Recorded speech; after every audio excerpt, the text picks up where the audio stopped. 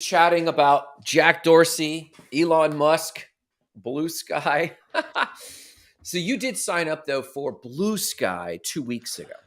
Yeah, I signed up for Blue Sky. I think it was 2 weeks ago. I had heard that Dorsey was building, kind of not in the open, and that he had been building something different. And I assumed, and I believe we discussed this on Tuesday, that it was just kind of going to be. I assume he was going to take the best of Twitter, leave off the not great things about Twitter that I'm sure he just couldn't change from a CEO position, Yeah. and then sprinkle on some kind of a crypto nativity. And I don't know, I'm not sure if that's the right word. Crypto Nativity. native nativity, is it not right? Crypto native application there where everyone would have a wallet or it'd be tied into something bigger, because I think he sees the value. And like Jack Dorsey is a big Bitcoin maxi. He's one of those people who thinks, as I do too, that like when you can hold your own economic energy, which is Bitcoin, that's just one example, that's a super, super powerful, it's a super powerful thing, especially in a world where so many people are unbanked. And, there's still a lot of parts of the world where, even in the United States, where, yeah, people are banked, but they're getting taken advantage of, because they have high interest rates, or they're taking payday loans or whatever it is. And they're taking all these things through the current financial system. So I think he's like, when people can own their own thing that's outside of a government, that's outside of the state, that's outside of the current authority structure, that's a really powerful thing. Let's give people the keys to their future, whatever that looks like. And on the wallet, you could also hold tokens. You could be a part of communities. That's how you're going to engage. That's how you're going to social signal in the future. I am Yeah. a huge believer that in the future, you're going to walk in for a resume. And right now, they're like, if you're getting into tech or whatever it is, they're like, hey, send us your GitHub. Well, in the future, I totally think it's going to be, hey, let us see your OpenSea, or let us see your MetaMask, or let us see your Blue Sky profile. It will tell Yeah. us who you're engaging with. It'll tell us the communities you believe in, because in the Yeah. future, you're going to have NFTs for everything. Even communities that you're a part of now, you don't even need to pay for them. You're just going to get, POAP tokens, right? So proof of attendance, tokens. So Oh, interesting. yeah. So I envisioned, and for those who are just piping in, we were discussing the other day about how every social media network, Jarrett was saying every social media network will have its own wallet, and I came against that pretty hard. But I correct myself, because I was looking at Blue Sky. Blue Sky is basically, if you go to the website, which we put in the comments here down below, Mm-hmm. um, it links to and says that they're actually working on what's known as the AT or the AT protocol. I don't know what that stands for at the moment, but I'll find out.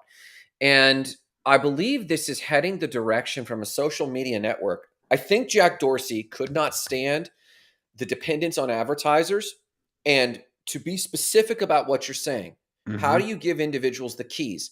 In our day and age, the keys to what? Attention. What the BAT, the Brave Attention Token, was actually very far ahead of its time doing, reversing the script that's saying if you turned on ads, you should get dripped tokens. Because the advertisers are paying for your attention, you should be awarded the BAT token, a basic attention token, or the Brave browser attention token. I think that model was there, but I don't think it was robust enough, because it was limited to the browser. I think what Jack Dorsey has done is, I think he left Twitter because he realized this thing is gargantuan and it's dependent on inflammatory dialogues or ideologues, and on the consumer side, and then on the business side, advertisers, as every social network is. So when you talk about handing the keys to people, you're saying they need to be in control of their privacy, but it's not about as much privacy as who benefits from your info.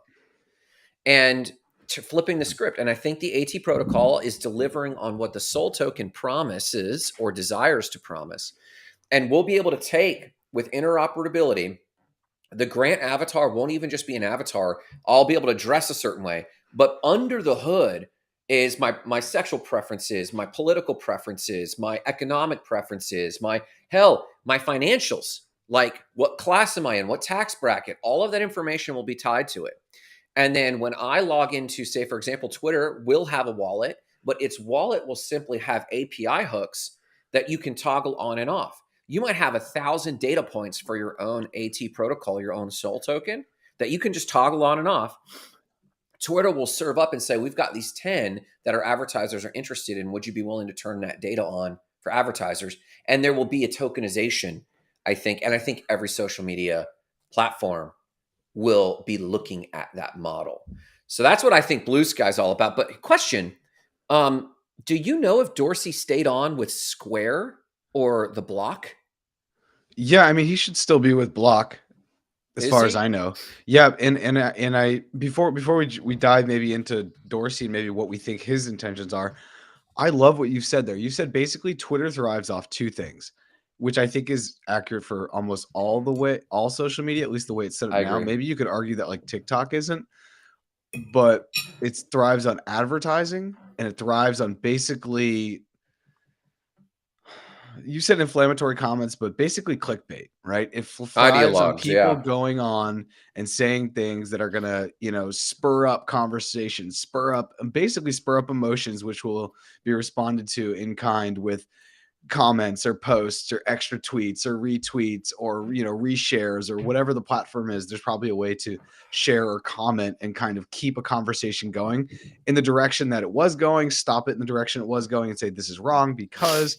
And I do think that there's got to be a better way than basically having a house party that's corporate sponsored where you want to go in and say the thing that's most hateful so that way more people come. um you know You JT drive more Barnum. traffic. Yeah, yeah. Go ahead. Go Yeah, ahead. JT Barnum is famous in saying, nothing draws a crowd like a crowd.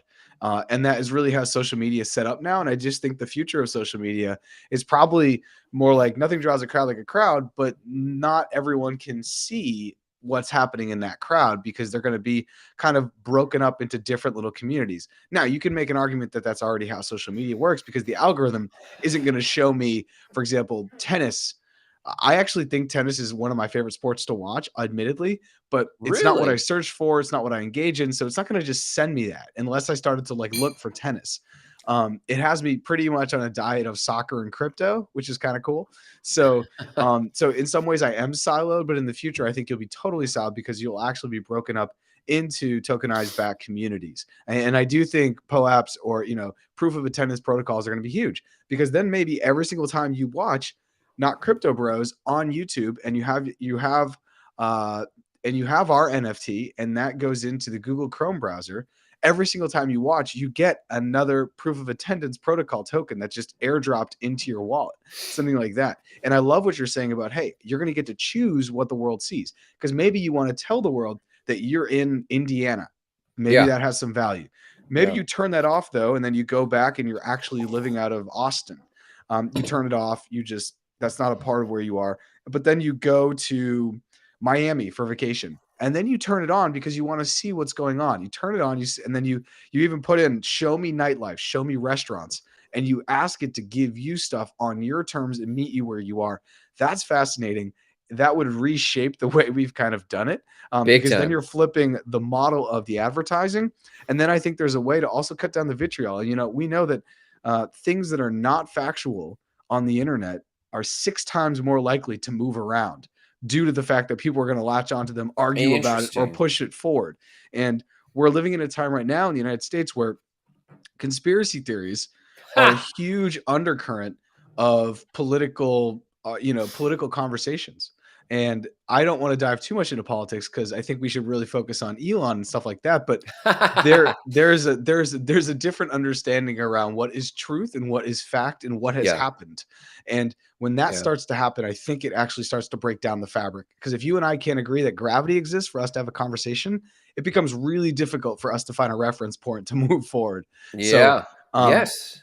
but Yeah. before we logged on here, you Yeah. had said that you and Marissa had a conversation last night about Elon. And I'm saying conversation, I don't want to say discussion, fight, but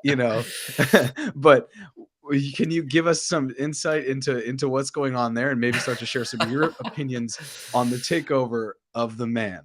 Yeah, yeah. So what I said was this Elon taking over Twitter led to an argument with me and Marissa. And the argument was about um should influencers and billionaires be held more responsible than the average person. And there's Jay. What's up, man? Oh, he's got the sheepish grin. He knows. I wasn't even asleep. I was just lying down. I promise you. Oh, like I completely lost track of. I wasn't even asleep. I was just lying down. That's why I'm 8 minutes late. That sounds like something you would use in like 5th grade when you were late to school. Promise you, wasn't. So this argument that we got into was, and Allison says unequivocally yes, and that was Marissa's position. And we were dancing between the example of Elon and Trump. We try to make this not a political show, so I won't go into that model. But with Elon, I said, so let's say the fear is that people with this level of influence are sitting on the toilet and without thinking about others, sitting on the toilet, writes a tweet and it affects whole economies. Dogecoin to the moon, and then Dogecoin soars. Or I'm getting rid of Dogecoin and I'm only using Bitcoin, and Bitcoin tanks, or Bitcoin takes off. And then he says, we're not using Bitcoin on Teslas, and it tanks. And it's like, well, there are laws. And so my position was, if you get rid of all the billionaires, I believe it's a human dynamic to have extremely influential influence centered on individuals. I think it's just part of human dynamics. I think that society rewards efficient people. And it always has. Even before industrial era, it always awarded the ability to organize labor, organize resources, and that creates and speeds up entropy. We get to a technological revolution or a religious evolution, or something to the effect that it benefits a large volume of people. That person or that small group of people gets rewarded. But at some point, the people revolt and say, "You're controlling us," and it's like, you forget that you put me here. And this is what I believe. Like, we've rewarded Elon for originally XPay, then PayPal. We rewarded him for what he's done with SpaceX through the means of government contracts. And then we rewarded him at first for working human nature and going, I'm going to do Teslas for celebrities first and foremost. And so he got and garnered all of these rewards. And now that he's a 100 billionaire, we're going to complain and restrict his use. Now, to Allison's point, I think most humans would say unequivocally, yes, that's how it goes. There's Jessica tagging her husband there, Miguel. And I teeter and I go, I don't know. It's not that, and the argument between me and Marissa about some of these mega billionaires is I always seem to be defending or crawling up these guys' butt and be fans. And they're unblameable is the accusation I get. And I said, that's not the case. I just don't think they need to be held to a higher standard than the average person. Because here's the thing. I don't know how to talk about this without talking about January 6th. I won't take a political side, but I'll talk about a mechanism. Okay? January 6th, everyone saw. And my argument was, should someone like Trump be held more accountable? Or should the person willing to march and carry guns and beat up police officers in Washington, D.C. be held more accountable? I contend that the person who actually goes down and injures someone should be the first person to be held accountable. And I'm grateful that the FBI is doing its thing and putting people away. But regardless of the political side of that, mechanistically, only then do I think we should go to someone who incited the thing. But should they be held more accountable? No, they should just be held accountable. And so I don't believe they get a pass at that level. Like Elon tweeting about Dogecoin or Bitcoin, I don't believe they get a pass for SEC law violation, but I don't think there's like more accountability. There's just accountability. And so if that's the case, it's not that these people can do no wrong to me, but Marissa's point, and this is a valid point, which I agree with. She said, I don't think that they're inherently evil people, inherently manipulative, inherently wrong. I believe they're inherently a risk to society. So that's what the argument was about, and I'm sure there's a lot to unpack there. Go ahead, Jarrett. What do you think? Yeah. Okay. So I don't know if Marissa listens to Not Crypto Bros, but she should listen to this episode because I got her back. First of all, I think when you talk about January 6th, it's a really tough one because Trump doesn't have a billionaire hat on there. He has the president of the United States hat on. Influence. And he was still the president. Yeah. So that's a different argument than if Elon were to go out and say, hey, let's all riot against the Capitol. That's a completely Sure. different conversation. Mhm. And I also think it becomes really difficult to say that you can only, you want to hold the person who stormed January 6th just as accountable as Donald Trump. Let's just say Donald Trump, the billionaire, not even Donald Trump, The the president. the president. He really gets held accountable because he's the president. But if he's the billionaire, I think it's like a lot less, to be honest, Sure. because I I just think agree. he's just saying I go agree. do these things. But at some point, the argument you're making there, we have, global civilization defining case study of Hitler. Sure. The SS were just carrying out what Heinrich Himmler wanted, which is what vis-a-vis what Hitler wanted. Mhm. And so you can't be like, well, we can't like not, Hitler didn't kill a lot of people, millions of people with his own hand. He Yeah. had other people, create structure and rank to do that through Heinrich Himmler, through the SS, through other mechanisms. But in the end, we still hold him. No one really talks about a lot of historians don't bring up Heinrich Himmler. Most people would say Nazis, Hitler, Nazis, bad. So I think it's a really difficult thing for you to say that just because of if you want to use the Nazi and the Hitler example that we have in World War II. The other thing is I just go back to like what happens in Spider-Man where Peter's grandfather is like, dude, with more power comes more responsibility. And so I do think as your platform grows, you have more responsibility. What is responsibility? It's the ability to respond. So if Yeah. Trump doesn't get up on the stage and really push for that, if the weeks before he didn't say, come basically on January 6th, something's going to happen, and really push people in the back channels of the internet to kind of really, say this is what our leader wants, I don't think that happens. Even in the day of, I think if he had gone to Twitter more, I don't want to dive into January 6th. I watch everything that has to do with January 6th. I've done a podcast on it. You can go find my very candid information on this. Search Wi-Fi and Water January 6th. You'll hear all my thoughts. But I do think as your platform grows, so should your responsibility. I don't think that that's a crazy thing to say. And it goes back to with more power comes more responsibility, which is literally the ability to respond. And so I think it's tough. And I think if we go to the Elon example, I don't know what's going to happen since he's gotten hold basically of Twitter in the last 24, 36 hours.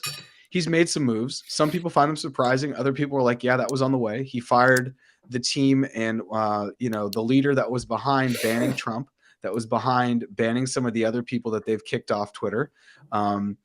And other people are like, oh, I can't believe he's already fired them. He's like, dude, that was the whole thing. He wanted to bring this back to a free speech platform, a place where you Yeah. can share your opinion candidly and not worry about getting deplatformed. I think Elon is someone who's very much for we should all share our ideas and then see which ones float to the top. I do think, however, that's problematic because the data has shown us that hate is more likely to spread than someone sharing a puppy picture with love.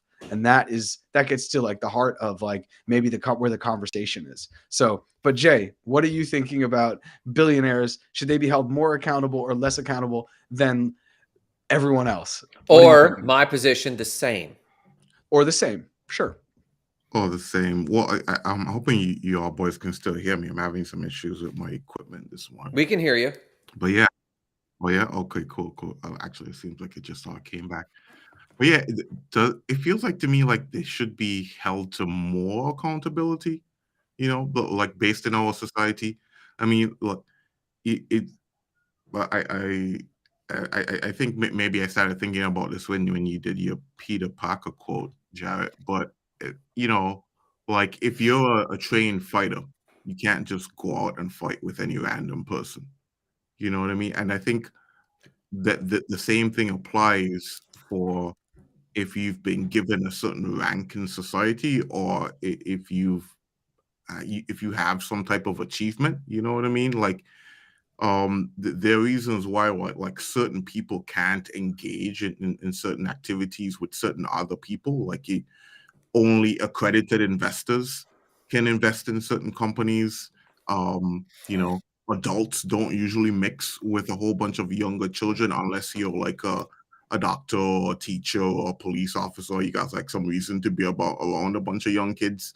And for like those rules in society work like that for reasons, because we recognize that not all of us are at the same level, and some of us trust people more than we maybe should, and it's easy to be sort of taken advantage of.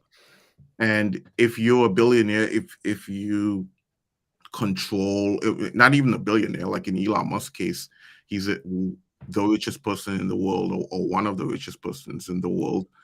If you control that much wealth, and we all understand that wealth is something that's super important to us, so we've been taught from a really young age that the wealthy people are the persons who enable the economy to flourish and to continue to flow. That may or may not be the case.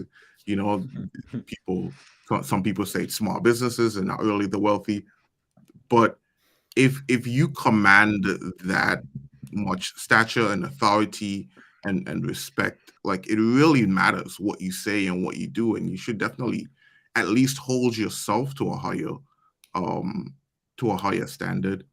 And then I at the same time, I don't think it would be wrong if there were laws that held you to a higher standard, or at the same time just gave some protection for Yeah. the people that you associated with, so that they can at least have some recourse if something goes wrong. I see Marissa's loving the conversation. Yeah, this is the first time I've seen Marissa in the comments, and I love it.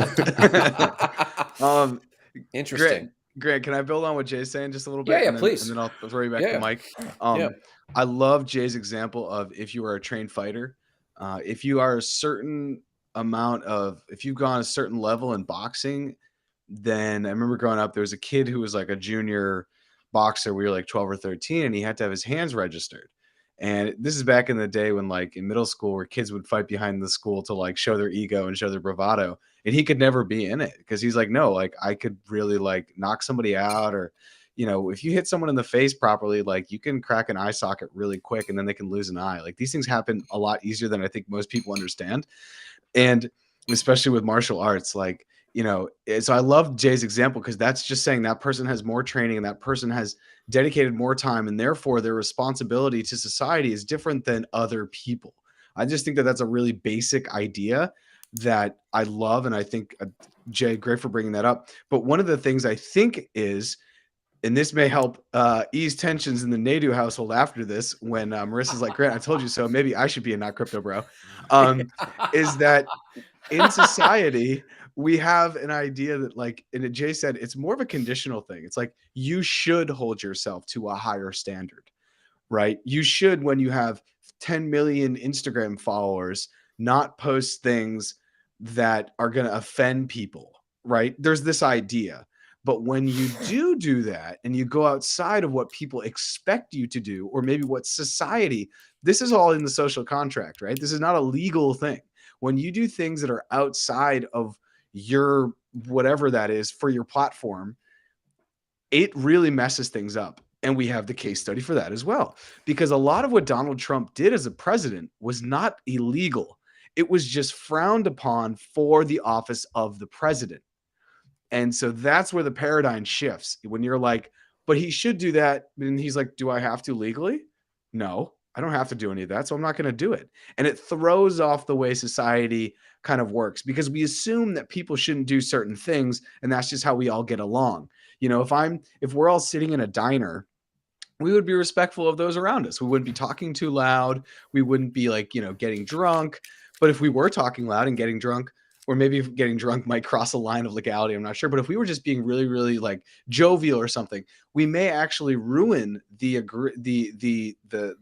atmosphere for the other patrons, to a point where we get asked to leave, but none of it's illegal. And we could even argue that we could stay. So I just think when you start to do things that are outside the bounds of what society deems okay, whatever that may be, when you break the paradigm and it's not illegal, that is where you get into something that's really interesting, that's really hard to keep in check.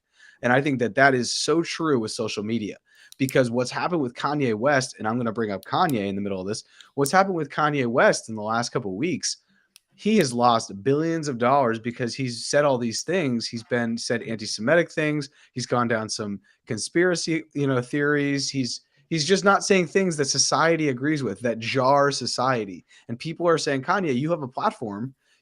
We hold you to a higher level. Therefore, you should do that. And he's like, no, I'm just speaking my mind. If this happens to offend you, I'm sorry. And I just think it shifts the paradigm. What we expect people to do and what they should do are obviously two different things. And that's called being mature and realizing humans are humans. But when Yeah. it happens on a platform where you have 300 million Instagram followers or whatever it is, it really throws off the world. So I love that Jay's saying, he's talking about the conditionality, and that's we should, we expect them to hold themselves to a certain level because of their platform, because we who don't have a billion followers on social media, we hold ourselves to that level. So why can't they? And I think that gets like really difficult. But Grant, I want to throw it back to you. We also have some great comments. Aside from the best comment one of the best comments I've ever seen here that my ears are burning from Marissa. So she's in the other room, like, where's this gonna go? You know? Yeah. And then Allison says, I agree. If those with wealth want to take a position of influence, then they must be held with a higher responsibility. And I guess I couldn't disagree more with all of you. And by that, I mean this. Dude, I'm gonna hit up Marissa and be like, put that boy out on the street. What I mean is this: higher responsibility. No, we hold ourselves responsible.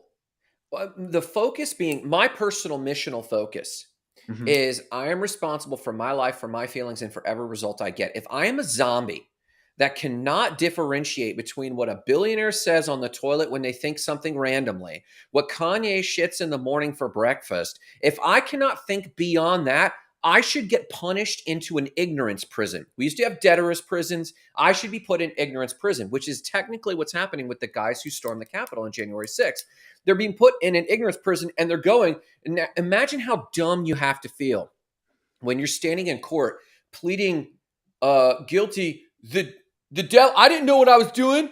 I was just following my president. I didn't know. And it's like, you look like a fucking goob. You are revealing. And here's my point about Kanye. I think you make my point with Kanye. Okay. Kanye comes up and says asinine things. What I didn't notice is his entire following or the hip hop community suddenly go out and raid Jewish people. What happened was he got dropped. His sponsors dropped him. Because of a transparent society where free speech is allowed, dumbasses saying dumbass things get penalized. So he goes hat in hand to Adidas the next day and go, can we have a deal? Because I lost billions in contracts. I look like a dumbass. I told Marissa I am all for Elon stepping into Twitter and allowing, I think I just saw Candace Owens post, this morning, like, I'm back, people. And like, can I say that only women are able to give birth? Oh, and I'm like, oh my God, it begins. And this is Marissa's point, right? Like, this is Marissa's point that it's going to turn into a dumpster fire. And my position is yeah. And the market will speak. For example, when Twitter started to show itself as being maybe overly controlling of free speech, which I do think it showed its colors, and it started shutting down accounts. Now, I happen to agree with some of those shutdowns and not all, because I do think that they were like yelling fire in a movie theater when it came to Donald Trump. I think that was not necessarily wealth and influence as much as politics and influence. To me, that was a different bucket. But for Elon to post something, he affects economies, and that's technically true. But the point you made about this mechanism of higher responsibility, those are laws. Like, for those who missed it, Elon's been taken to SEC court multiple times. And he's had to either defend himself or they've had to pay a fine because the mechanism already exists. It's not more responsible. It's as responsible per the laws he's violating. So if you go out and kill someone, it's not that you're being held more responsible than someone who's going in court for jaywalking. They're both being held to an equal responsibility. That's a reaction to the law. The penalties for that are varying, but you're being held as responsible for the violation. And so my major point is, what do we give energy to? Because the mechanism already exists, or in your case of having to register your hands, you made a very valid point on that. There's a legal process, and either you violate it or you don't. So you're just being held to the same rule of law. That's the same responsibility. So I'm thinking that we need to impose higher laws against people with an influence of over 10 million followers, 100 million. Like, what's the number? Someone pick a number and I'll go with it. Let's sign off on it, but let's make a law for that mechanism and move on, because just like the Kanye example and just like the Donald Trump example, when they started putting Donald Trump away or shut his account down or shut conservative accounts down, what did the Conservative Party do? They jumped over to Rumble or whatever. They had Parler, they had Rumble, they had a bunch of them. He had the Truth Network. The market responded. And so my point is, if now with a free speech network, where are we going to draw the line on what is hate speech and what is not? I don't know. It could turn into a dumpster fire, but I think the market will naturally respond. And if we think it's like way too conservative or way too liberal, we'll move on. And so my point is it doesn't matter. Let's let the law do its thing. Let's have our representatives do their thing. Go ahead. So, Jay, if you want to hop in, you can let me know. But I think, Grant, the issue about talking about the law is that the law is not equal for everyone. Depending on how much money you have and what kind of lawyer you can get, it's different. Yeah. Depending upon your skin color, it's different. Depending upon the socioeconomic, all the things that play into it, it's different. In certain countries, depending upon your religion, it's different. Depending upon your gender, it's different. So that is an idea that is very, very flawed, in my opinion, because, and I can show you, I don't want to get into this, but the things they're not equal, right? Yes, people get put behind bars for 20 years for doing nothing in this country, while people who kill people or rape people because they are of a certain skin color and have a certain wealth, nothing happens. And once again, this is kind of US centric, but I think that this is true for the rest of the world, right? In some places, even in the developing world, or the places I've spent, in Guatemala, for example, where there's 90% impunity, these things don't really exist. So I don't think legal framework is really the best way to make an argument here, because the law is not equal for everyone. But I do think, though, what you said is totally right. It should be the same. I'm not actually saying it should be higher. It just feels like it should be greater, because for me, I'm tweeting, I'm not thinking about it. But I don't think the person who has whatever platform should not be thinking about it, should not be thinking about it, as frivolous as I am. And I also think Donald Trump is a very, very difficult one, because Donald Trump as a president, once he became a president, it changed the game. He'll always be referred to as Mr. President moving forward. History will always show him as the 45th president of the United States, the most powerful country in the world. He's probably not the best example. A good example, someone to talk about, would be Alex Jones. Alex Jones got sued for up to $1 billion by the families in Connecticut, the 20 families that lost their 3 third and fourth graders to an automatic weapon back in 2011. That would probably be a little bit better example. Does Alex Jones need to hold himself to a higher level, a higher responsibility than you or I? Probably not, but he should hold ourselves to the same level, because I don't think you or I are going out and saying, hey, that didn't happen. There were crisis actors. Your kids didn't die, and getting people to believe that. So I agree. I think it's the same level, but I think it seems like it's a higher level potentially in perception, because we're just asking them to do the same that we would do. And I think for people that have gained, like Jay said, all this wealth and power, or in our society, it's not even just like wealth. It's just having a platform. I've constantly said that I'd rather have, 1 million followers than $1 million, because the 1 million followers are going to lead to $1 million eventually. So they aren't more responsible, Marissa says, but they're responsible for more. Boom. There it is. If I get on Twitter and I'm Alex Jones and I'm like, oh, there were crisis actors at Sandy Hook, no one's going to listen to me, right? No. But if he gets on and he says it, people listen to him, and then they start to act, and then they show up. And I remember, I think this was the Parkland shooting in Florida, that there were people there who were there saying it didn't happen. It was fake. There were crisis actors. Other people had to show up, and they had these wings, and they had to basically cover them to like basically give respect to the families. I mean, it was incredible. Roger Williams says, why didn't they sue the school or the shooters $1 billion instead of Alex? No freedom of speech. There's an answer to this. Okay, if you look at the case, what Alex said, and I think they did sue the schools, and we need to look into that. But treating these as separate, suing Alex so first off, the case was based on the fact that they had spent the last 10 years getting death threats. They've already lost their kids. But then they go to Publix and some denier is saying, you're causing Alex Jones issues, man. You're out here with crisis actors. And so not only are they dealing with the grief of losing a child, but now they're going through actual physical trauma, death threats, life threats. They've been attacked. The families have been attacked because Alex Jones is wielding his influence. And so, but here's my point, and this was my only point to Marissa. Not that people like Alex or not that people like Kanye need to be held at minimum accountable in the court of public opinion and decency. Remember, the law is a reflection, albeit a flawed one, especially in America. It's a reflection of our desire for decency. But there's a delay. We never know that your Golden Gloves champion punching someone in the back of a street brawl could radically injure them because of the disparity between his hands and the average person's hands. We didn't know that that should happen. It happens the first time and it's tragic. But that's a human mechanism to then make a rule. And that law then remains. You have to register those things. I'm sorry. And you have to tell people what your situation is before you engage in a fight. Why? Because look at the damage. They had no clue what they were walking into. So there's a gap between the known and the unknown of how to hold these people accountable. In the case of Elon going to Twitter, my point is in between what Roger's saying, and Roger's obviously leaning on freedom of speech. Marissa asked me last night over drinks. The whole good thing is good to lost of freedom of speech. It's going that direction. I don't think so, because he's taking over and he's making it freedom of speech.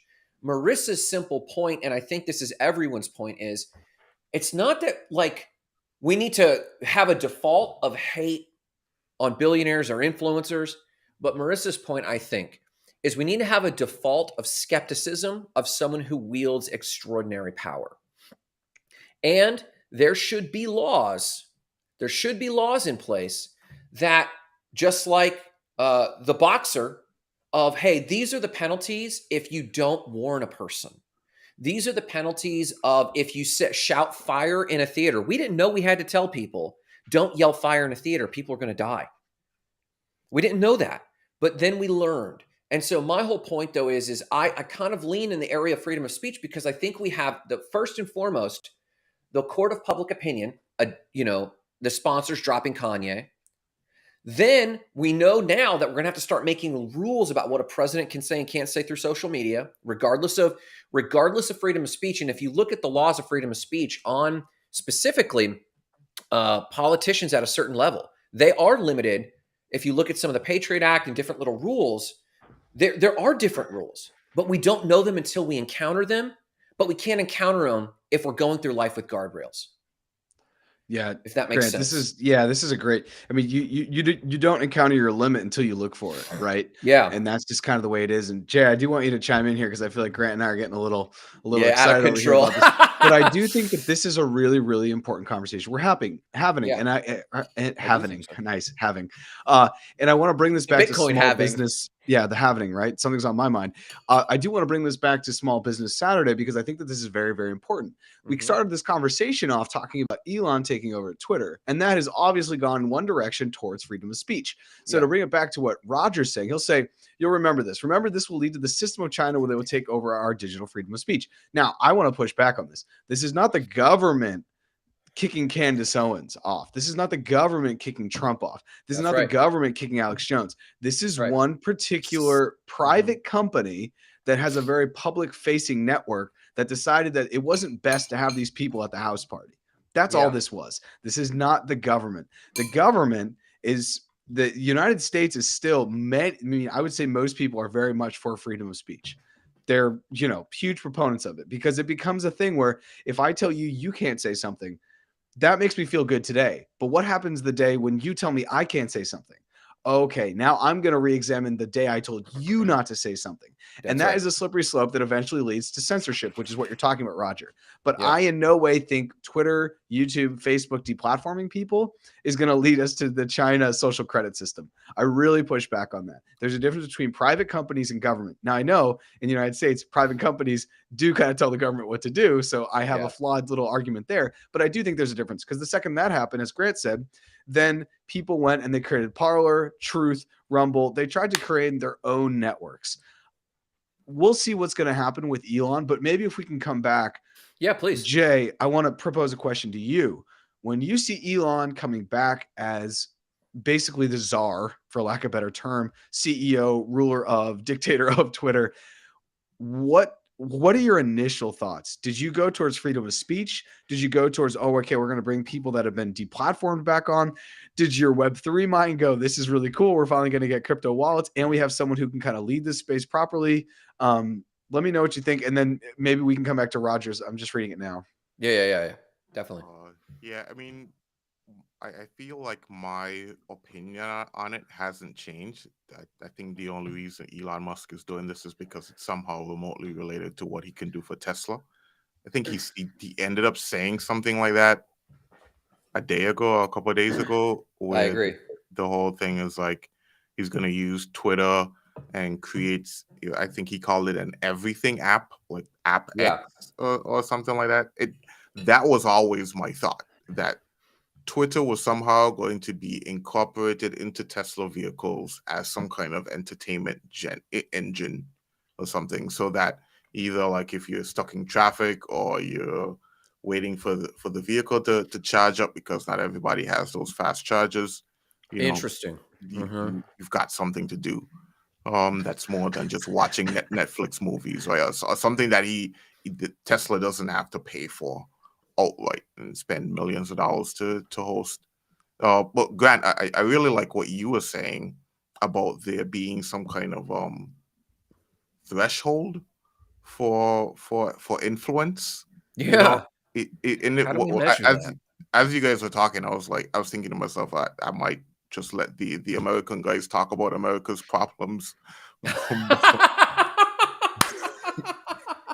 Jay, if you let the American guys talk about America's problems, America's going to continue to slide into the abyss of dystopia. So we really need other people to come over our house party and be like, well, that's not good. That's really not good. That was the So indigenous view. We'll just let these white guys do whatever they're doing. Meanwhile, Jay, we need you to step in. We need you to step in here. All right. Interfere.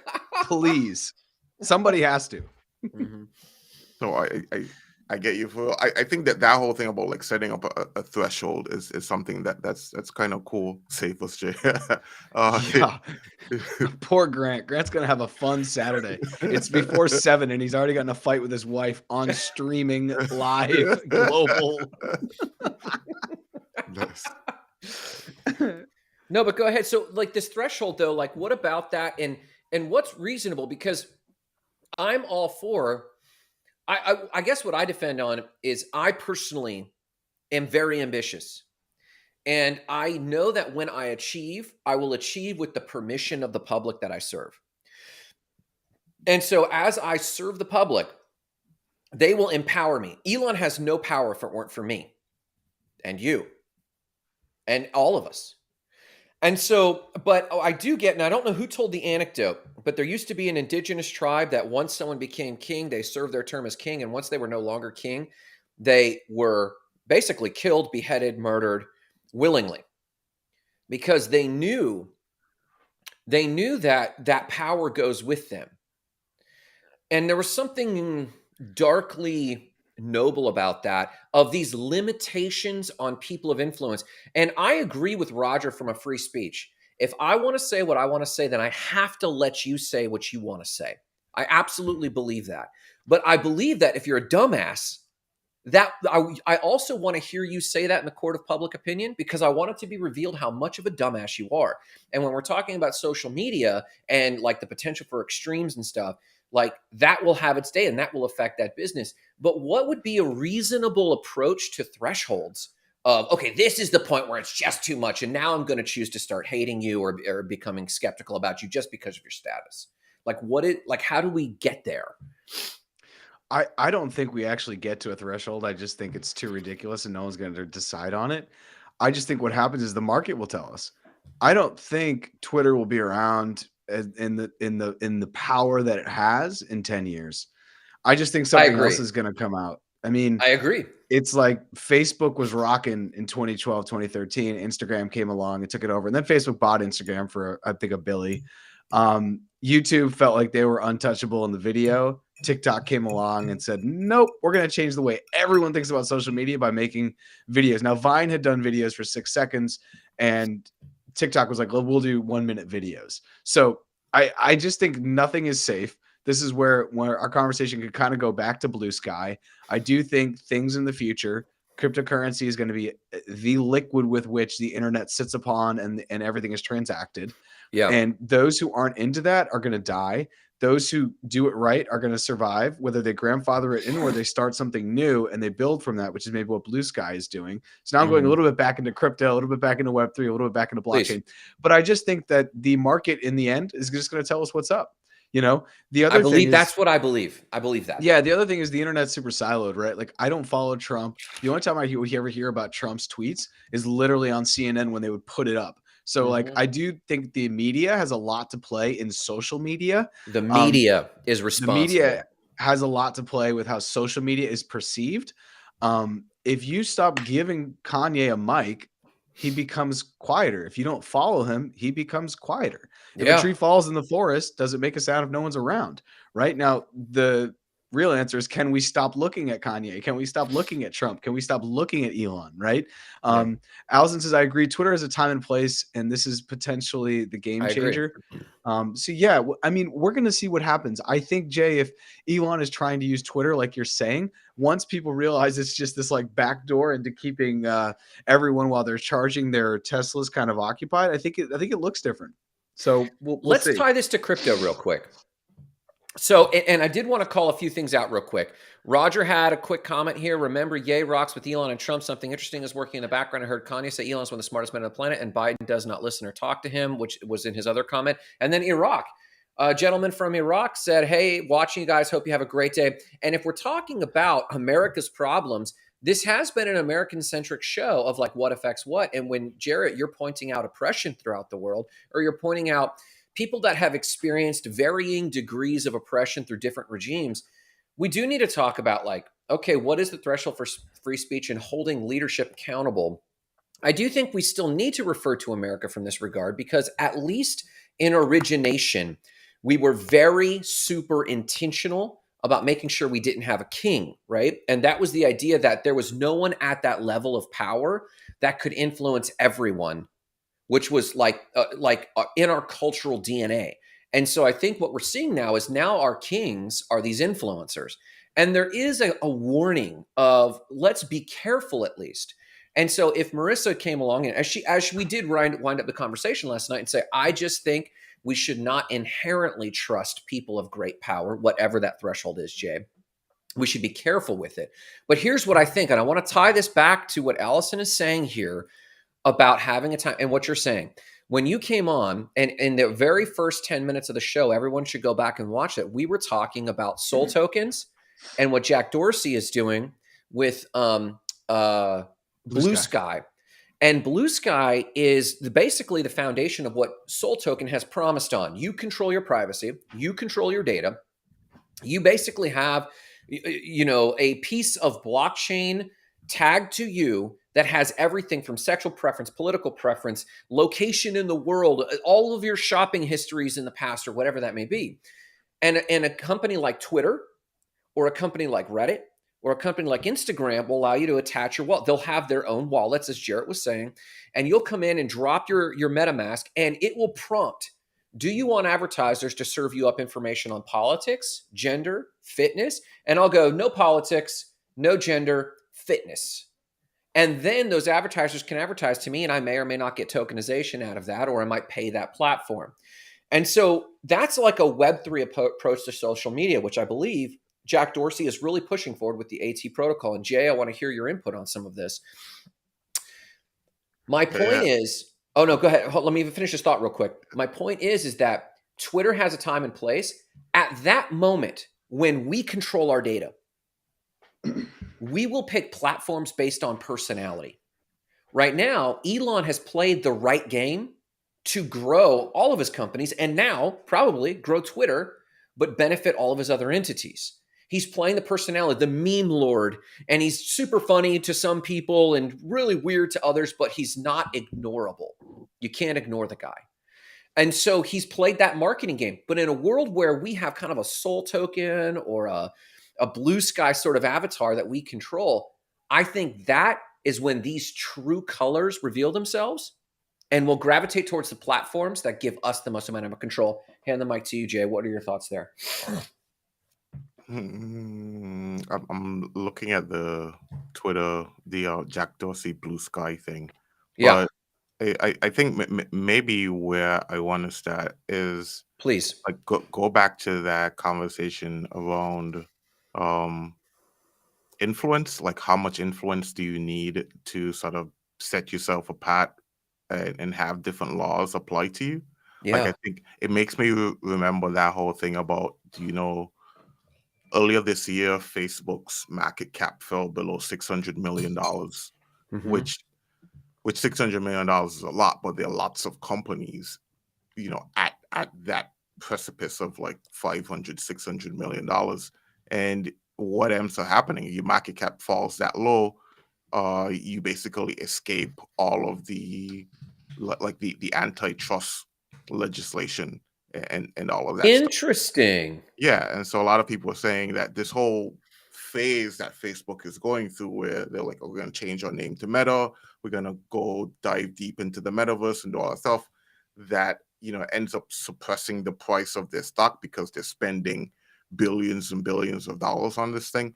It's all like part of this major plan to really just skirt by these regulations and allow for them to still basically have the type of influence that they have continued that they've had for over a decade.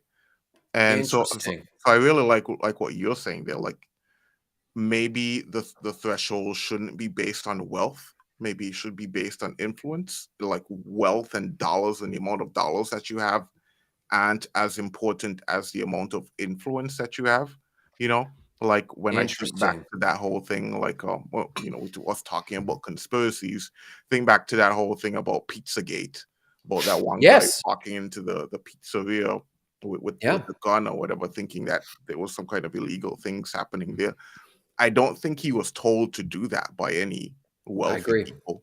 I You agree. know, it was people with 1,000 followers, 10,000 followers, maybe 100,000 followers who set that person in that direction, and then multiple other people who thought that same thing. And so maybe you're recognizing that society as a whole has gotten to this place where you don't need to be rich um, and powerful in order to have some authority and enough influence to cause some kind of reaction. But then the other thing that I think about too is, if we take this back to first principles, like blockchain first principles, Yeah. the whole thing about being on the blockchain, at least in my recollection, the way that I understood it, is so that you could have some type of personal authority, like you didn't have a government or a centralized system that's like butting in and telling you, hey, you can't do this and you can't do that, you can't send your money here, you got to pay this fee, you know. Yeah. And so, like, being not crypto bros, how do you reconcile the need um to have some control over how people use their influence, but then Yeah. still have blockchain first principles where you should be able to do the things that are important to you? Go Maybe I ahead, Jarrett. You got a maybe I thought should there? kick Because that to Jarrett. Yeah. yeah, yeah. Yeah, actually, Jay just totally Jay put the conversation in a cooler, honestly, direction. But I just think Jay's spot on. I like Roger's question. Who's more powerful, a man with money, a man with influence, or person with money or person with influence? And I think society is showing us that like you could be super rich but have no cultural influence, right? Charlie Munger's super rich. He comes out and talks shit about Bitcoin. I'm like, okay, no one cares about you, dude. You're super old. You're out of touch. You're just Yeah. not with like you have no social currency. However, there could be someone who's 25 years old, who's been around crypto since they were 18, is a developer, and who's maybe not as wealthy as Charlie Munger, but culturally a lot more relevant, and therefore has more social currency, and therefore has a greater influence. So I think you can have money. That doesn't mean you have influence in the world we live in.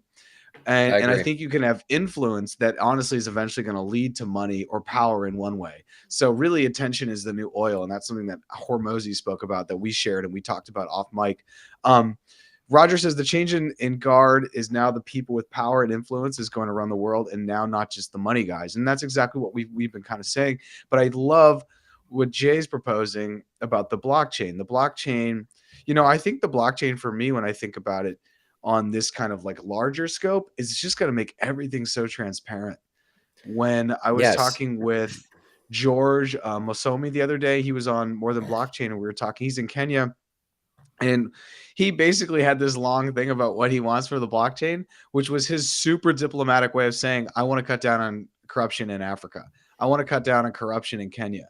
I want to cut down on political corruption in Kenya, in Eastern Africa, in Africa as a whole, in the world. And for me, as someone who spent a lot of time in Guatemala and Colombia, countries that are rife with corruption, and I say in the episode 2, the United States has corruption too. It's legal, right? Yeah.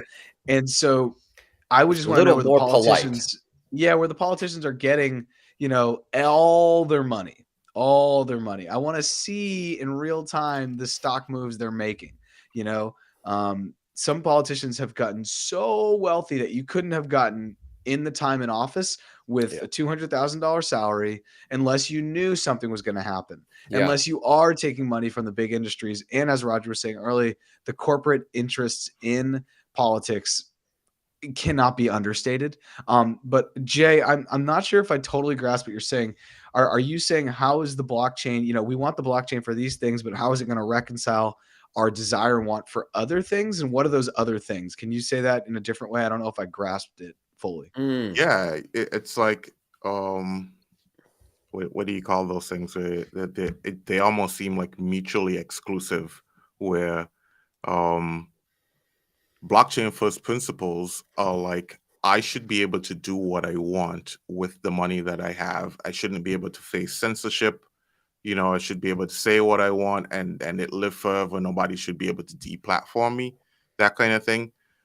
But then at the same time, recognizing that there are limitations to that, because eventually you can get to the place where you have so much influence that, you just sort of like send the country or the world into chaos and anarchy. So like, what's the balance between freedom of speech and the right to do what you want on the blockchain, but then still recognizing that there are lots of people who are influential and can be pushed in a direction that's detrimental to us? That's a super interesting question because I don't think let's just play this out. Everyone's on blockchain and Twitter has crypto native tied into it. So Alex Jones comes out, says what he says about the schools. Twitter says you can't do that. I just think he then gets kicked off Twitter. He can still use, no one's taking his money. They're just shutting down that avenue where he can then exchange that money. He could go on to Instagram and still be able to exchange it. He could go on to Facebook. That's there. I think he still has the ability to exchange it. I just think he may lose his influential sphere from a certain platform, if that makes sense. I don't think anyone's saying he can't exchange it. He's just not allowed to exchange it in that place, if that makes sense, which is a total form of censorship. But I don't think it's as extreme. I think that there's a happy medium there. But that's a really interesting question, though. So I believe that there will be a censorship blockchain, a censorship protocol. And the companies or the groups, let's say every company in the future is a DAO. Let's just say that idealistic future occurs. And let's say Alex Jones says what he says, and the families set up a red flag, but someone should be able to do what they want with their verbiage. Yes, but the fear of ostracization, being ostracized by the tribe, let alone having to pay, $1 billion penalty fee or something like this. But there should at minimum be the fear of being ostracized. I believe that, maybe it's Blue Sky or maybe something like it will say, okay, we've actually looked at how the censorship protocol functions and how that vote is made, and we've decided to incorporate that in our blockchain. So if Alex Jones drifts over to Blue Sky, his account, his ledger is vetted against a censorship protocol. Now, not everyone needs it. And what I think you'll see Allison, that's quite idealistic. Yes, I'm Yeah, just painting Allison, the I'm just painting the I extreme. agree. I think Grant got up this morning and I don't know. He was thinking a different world was going to happen today. Fighting with his wife, thinking everyone's going to be a Dow. No.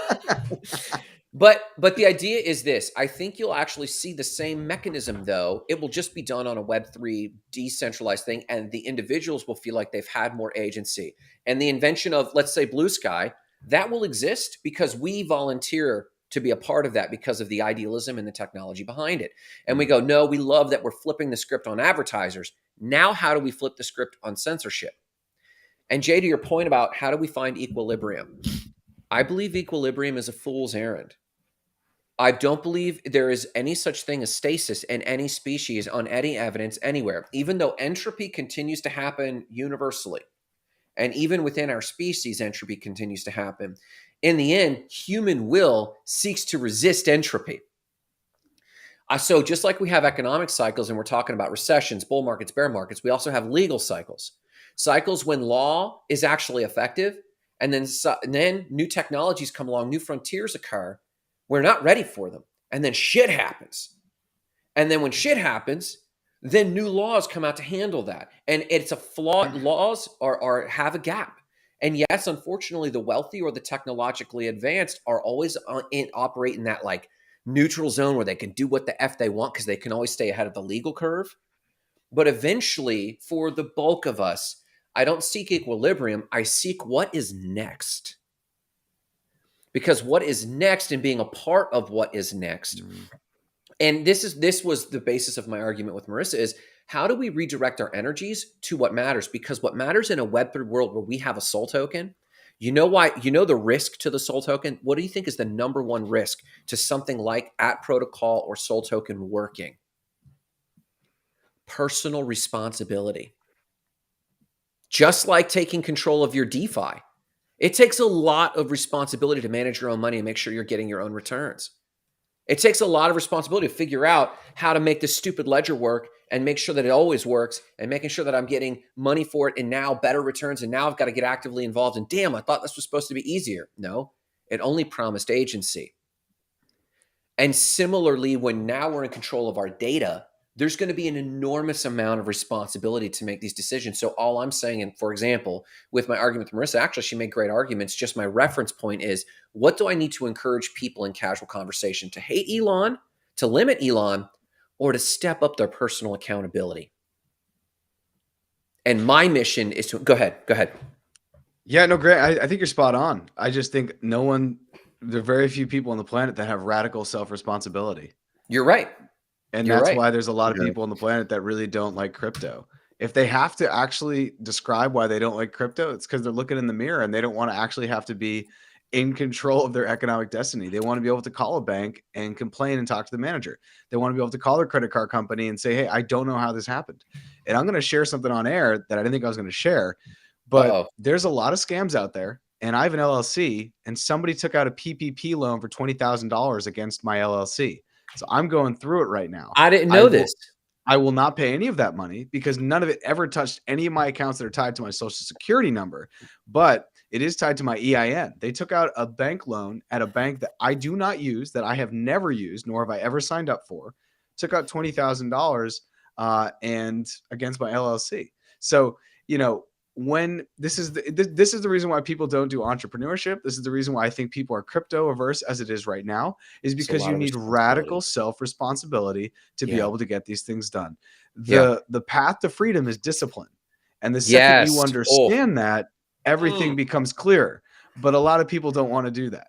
Right. So I think it becomes really difficult. Roger has posed a question here, but I would propose that we leave that till the next time. And we should probably pick this up because I don't think we've necessarily talked fully about any of this. I don't think we've come to a good conclusion point. So maybe we can pick this up on Tuesday because I think that these things need to be discussed.